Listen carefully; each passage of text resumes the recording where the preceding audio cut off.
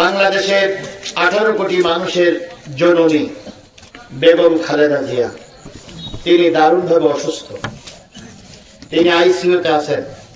যে কোনো মুহূর্তে হয়তো তিনি আমাদের কাছ থেকে বিদায় নিতে পারেন। এই একটা কঠিন অবস্থা তিনি পার করছেন। ভাই আমরা কি তার জন্য একটু দোয়া করবো না? ভাই কথা বলেন, তার জন্য কি একটু দোয়া করবো না? কারণ তিনি দেখেন, এক কাপড়ে যখন ঘরের থেকে বের করে দিয়েছিলেন এই স্বৈরাচার হাসিনা, তখন কিন্তু ছেলেদের টানে তিনি বিদেশে যাননি, তিনি এই দেশেই ছিলেন। এখন 3 বারের প্রধানমন্ত্রী অসুস্থ, তার অবস্থা খুবই খারাপ। যে কোনো সময় একটা অ্যাক্সিডেন্ট ঘটে যেতে পারে। এই জন্য আমিরে জামাত দোয়া করেছে, সমস্ত ইসলামপন্থী লোকগুলো দোয়া করছে। আজকে মসজিদে মসজিদে দোয়া হয়েছে, আমরা ধুনটবাসীরাও দোয়া করছি। আল্লাহ তাকে যেন সাফায়ে আজলা কামেলা দান করেন। আমরা চাই তারেক জিয়া তাড়াতাড়ি ফিরে আসুক। ফিরে আসার পথে যত বাধা আছে সব বাধা কেটে যাক।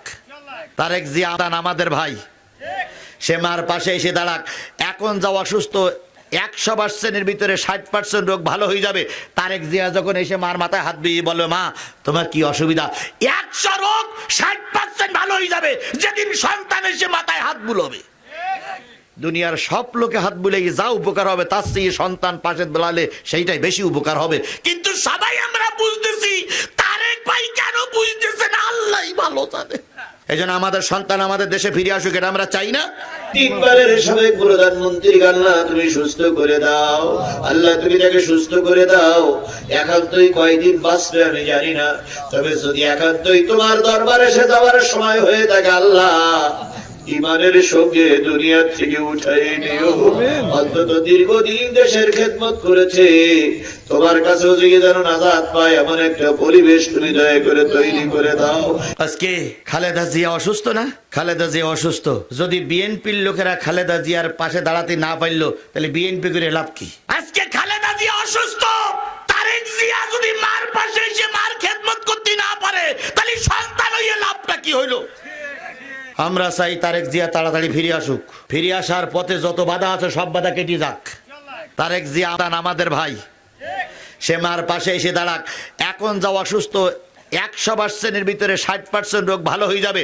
তারেক জিয়া যখন এসে মার মাথায় হাত দিয়ে বলবে, মা তোমার কি অসুবিধা? 100 রোগ 60% ভালো হয়ে যাবে যেদিন সন্তান এসে মাথায় হাত বুলবে। দুনিয়ার সব লোকে হাত বুলে যা উপকার হবে তার চেয়ে সন্তান পাশে বেলালে সেইটাই বেশি উপকার হবে।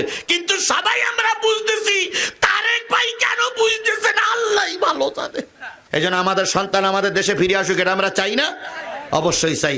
বাংলাদেশের 18 কোটি মানুষের জননী বেগম খালেদা জিয়া তিনি দারুণভাবে অসুস্থ। তিনি আইসিইউতে আছেন। যে কোনো মুহূর্তে হয়তো তিনি আমাদের কাছ থেকে বিদায় নিতে পারেন। এই একটা কঠিন অবস্থা তিনি পার করছেন। ভাই আমরা কি তার জন্য একটু দোয়া করবো না? ভাই কথা বলেন, তার জন্য কি একটু দোয়া করবো না? কারণ তিনি দেখেন, এক কাপড়ে যখন ঘরের থেকে বের করে দিয়েছিলেন এই স্বৈরাচার হাসিনা, তখন কিন্তু ছেলেদের টানে তিনি বিদেশে যাননি, তিনি এই দেশেই ছিলেন। এখন 3 বারের প্রধানমন্ত্রী অসুস্থ, তার অবস্থা খুবই খারাপ। যে কোনো সময় একটা অ্যাক্সিডেন্ট ঘটে যেতে পারে। এই জন্য আমিরে জামাত দোয়া করেছে, সমস্ত ইসলামপন্থী লোকগুলো দোয়া করছে। আজকে মসজিদে মসজিদে দোয়া হয়েছে, আমরা ধুনটবাসীরাও দোয়া করছি। আল্লাহ তাকে যেন সাফায়ে আজলা কামেলা দান করেন। আল্লাহ তাকে সুস্থ হয়ে আবার দেশ গড়ার জন্য তাকে কাজ করার মেধা দিয়ে, শক্তি দিয়ে, সামর্থ্য দিয়ে কাজ করার তৌফিক দান করেন। আল্লাহুম্মা আমিন। আল্লাহ 3 বারের প্রধানমন্ত্রী, 3 বারের সাবেক প্রধানমন্ত্রী ম্যাডাম খালেদা জিয়া, 18 কোটি মানুষের মা, আল্লাহ তুমি তাকে সবাই আজলা কামেলা দান করে দাও। আল্লাহ সুস্থ হয়ে সুস্থ রাজনীতিতে আবার আমাদের মাঝে ফিরে আসতে পারে তৌফিক দাও। আল্লাহ আমিরে জামাত থেকে শুরু করে সব হুজুররা তার জন্য দোয়া করতেছে। আল্লাহ আমি গুনাহগার, রাত 12টার পরে দোয়া করতেছি। আল্লাহ 3 বারের সাবেক প্রধানমন্ত্রী আল্লাহ তুমি সুস্থ করে দাও, আল্লাহ তুমি তাকে সুস্থ করে দাও। একান্তই কয়দিন বাঁচবে আমি জানি না, তবে যদি একান্তই তোমার দরবারে এসে যাওয়ার সময় হয়ে থাকে আল্লাহ ইমানের সঙ্গে দুনিয়া থেকে উঠাই নিও। অন্তত দীর্ঘদিন দেশের খেদমত করেছে, তোমার কাছেও যে যেন নাজাত পায় এমন একটা পরিবেশ তুমি দয়া করে তৈরি করে দাও। যদিও আমি বিএনপি করি না, কিন্তু বিএনপির পরে আমার একটা আলাদা টান আছে, কারণ আমরা সবাই এক মামলার আসামি। একসঙ্গে জেলে ছিলাম ভাই, একসঙ্গে মার খাইছি। আমার 20টা মামলার ভিতরে এমন কোন মামলা নাই যে 70 জন আসামি থাকলে 40 জন বিএনপির আর জামাতের 30 জন, তাহলে আমরা মামলা খাটা ভাই ভাই। সুতরাং এখন আমরাও চাই মিলেমিশে থাকি। কথা বলেন, কথা বলেন। ফাটল সৃষ্টি করলে শেখ হাসিনা ঢোকার সুযোগ পাবে, ফাটল সৃষ্টি করলে দেশের ক্ষতি হবে। এই জন্য কোন অবস্থায় ফাটল সৃষ্টি করা যাবে না। এত কিছু বোঝানোর পরে কিছু কিছু লোক বলে, হুজুর কি ওয়াজ করলাম বুঝলাম না। তুমি বুঝলে না তো তোমার ছেলে মেয়ে হয় কি করে? তোমার ওয়াকুনু মাস-সাদিকিন, আমরা আজকের থেকে সত্যবাদীদের সাথেই থাকবো। তাহলে রুকু করব কার জন্য? সেজদা করব কার জন্য? মনে থাকবে, মনে থাকবে, মনে থাকবে। আমাদের বাংলাদেশের 2 জন কিংবদন্তি নেতা এসেছিলেন। একজন হলো শহীদ প্রেসিডেন্ট জিয়াউর রহমান, আল্লাহ তাকে উত্তম যাজা এবং খায়ের দিয়ে জান্নাতের মেহমান হিসেবে কবুল করুক। কেন শহীদ প্রেসিডেন্ট জিয়াউর রহমানের জন্য এত প্রাণ খোলা দোয়া আমি করলাম। বাংলাদেশের থেকে প্রতি বছর লক্ষ লক্ষ মানুষ হজে যায়। 54 বছর দেশ স্বাধীন হলো, 54 বছরে লক্ষ লক্ষ মানুষ হজে গিয়েছে। এর ভিতরে রাষ্ট্রপ্রধান ছিল, সেনা প্রধান ছিল, হুজুররা ছিল, মৌলবীরা ছিল, আলেম ওলামা ছিল। কিন্তু সকলের চাইতে শহীদ প্রেসিডেন্ট জিয়াউর রহমানের একটা অন্যরকম অবদান মক্কা শরীফে আছে। সেটা কি অবদান?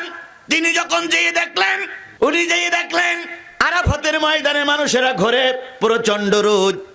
উনি যেয়ে দেখলেন মক্কা মদিনায় মানুষ ঘরে গাছ নাই, তাই উনি ফিরে আসলেন। তিনি তখন সরকারে ছিলেন, বেশি দিন ছিলেন না, কিন্তু অনেকটা ভালো কাজ করে গেছে। তিনি ফিরে আসলেন, বাংলাদেশের থেকে নিমির চারা সংগ্রহ করলেন। এই চারাগুলো ওই মাটিতে বাঁচবে কি বাঁচবে না, তাই তিনি মাটিও নিয়ে গেলেন। মাটি নিলেন, পানি দিলেন, গাছগুলো লাগালেন। এখন যারা হজ করতে যায় আরাফাতের ময়দানে অনেকগুলো নিম গাছ দেখা যায়।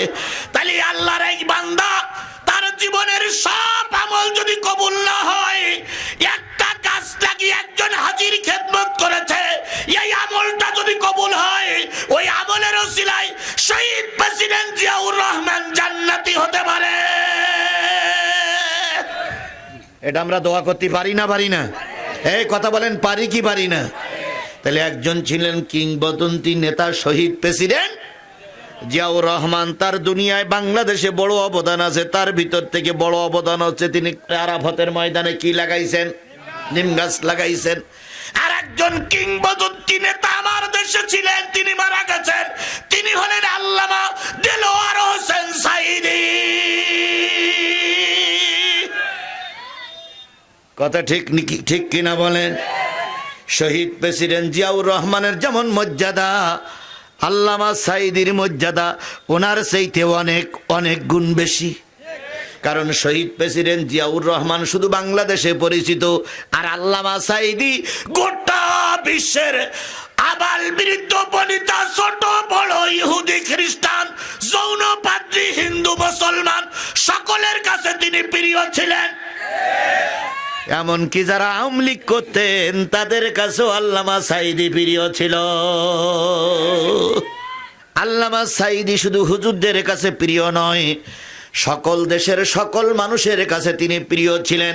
এমনকি হিন্দুদের কাছেও তিনি একটা জনপ্রিয় ব্যক্তি ছিলেন। এই সাঈদী 2 বার না 3 বার জাতীয় সংসদ সদস্য ছিলেন। একবার তিনি জাতীয় সংসদের সদস্য ছিলেন, সেই সময় তারা ছিল মাত্র 3 জন। কয়জন? কয়জন? কয়জন? আল্লামা সাঈদী জাতীয় সংসদে তখন ছিলেন সদস্য কয়জন? তিনি জাতীয় সংসদে যখন গেলেন, প্রথম কয়েকদিন যাওয়ার পরে লক্ষ্য করলেন অন্তত 300 এমপি যখন জাতীয় সংসদে ঢোকে, প্রত্যেকটা মাথা নিচু করে ঢোকে। তার মানে রুকু করে স্পিকারের জন্য। রুকুটা করে কার জন্য? অথচ রুকুটা হবে কার জন্য? আরো জোরে বলেন, রুকুটা হবে কার জন্য? উনি দেখলেন রুকু করে স্পিকারকে লক্ষ্য করে, স্পিকারকে রুকু করে চলে আসে।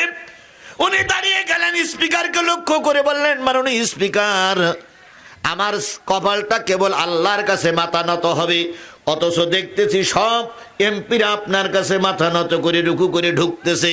এটা নিঃসন্দেহ শিরক। নিঃসন্দেহ কি? আরো জোরে বলেন, নিঃসন্দেহ কি? স্পিকার বললেন, হুজুর লিখিত দেন। হুজুর লিখিত দিল, ভোটাভোট হলো। শেখ হাসিনার আমল থেকে আজও পর্যন্ত হুজুরের একটা বিল আনার কারণে 300 এমপি শিরক মুক্ত অবস্থায় জীবন যাপন করলো। তাহলে একজন ব্যক্তির একটা কলমের খোসায় যদি জাতীয় সংসদ শিরক মুক্ত হয়, তারে বলো রাজাকার, তারে বলো ধর্ষক, তারে বলো যুদ্ধ অপরাধী। তার কোনো ভালো আমল যদি কবুল না হয়, জাতীয় সংসদটা শিরক মুক্ত করে গেছে, এই আমলে আল্লাহ তারে জান্নাতের মেহমান বানিয়ে দেবে। কত সরকার আসলো, কেউ পারল না। কত নেতা আসলো, কেউ পারল না। উনি অল্প দিনে করে গেছেন। সুবহানাল্লাহ। এই জন্য আল্লাহ বলতেছে, রুকুকারীদের সঙ্গে থাকো, সেজদাকারীদের সঙ্গে থাকো, সত্যবাদীদের সঙ্গে থাকো। আগামী একটা দিন আমাদের ভোটের দিন আসতেছে, আগামী একটা দিন আমাদের পরীক্ষার দিন আসতেছে, সম্ভবত ফেব্রুয়ারি মাসে। এই মাসে আমরা রুকুকারীদের সঙ্গে থাকবো না বিরোধী দলের সঙ্গে থাকবো, ওই পরীক্ষায় আমাদের হাজির হওয়া লাগবে। বাংলাদেশে কয়েকটা দল আছে, কেউ রুকু করে, কেউ কথা বলেন, কেউ রুকু করে, কেউ। তাহলে আমরা থাকবো রুকুকারীদের সঙ্গে, আমরা থাকবো কাদের সাথে? খেয়াল করবেন, থাকবেন তো ইনশাল্লাহ। এবার থাকলে লাভটা কি? কিয়ামতের দিন আল্লাহ পাক যখন কাজী হয়ে বিচার করবেন, আল্লাহ বলবেন, দুনিয়ার সব মানুষটা 2 ভাগ হয়ে যাও। 2 ভাগ হয়ে গেল। এবার ফেরেশতারা জিজ্ঞেস করবে, আল্লাহ ডাইনে কারা দাঁড়াবে আর বামে কারা দাঁড়াবে?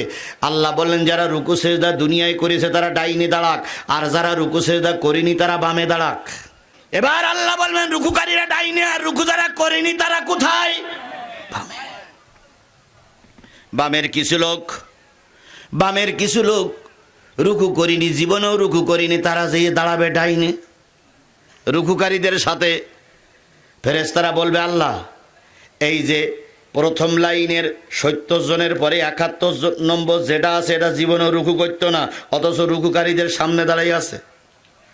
আল্লাহ বলবে, তারপরে? আল্লাহ 17 নম্বর লাইনের 56 জন পরে আরেকটা দাঁড়িয়ে আছে, ওটাও রুকু করিনি, ওই দলের ভিতর ঢুকেছে।